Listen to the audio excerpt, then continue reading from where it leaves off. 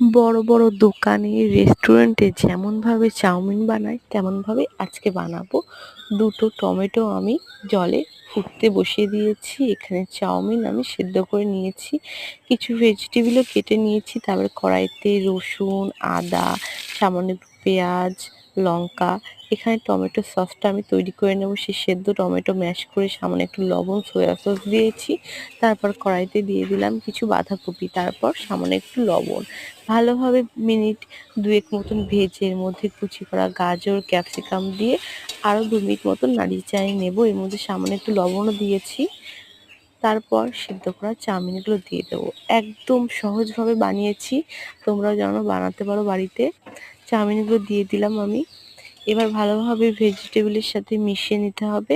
তারপর আমরা শেষে যে টমেটো কেচাপটা বানিয়েছিলাম এর মধ্যে কিন্তু ডার্ক সোয়া সস অ্যাড করেছি।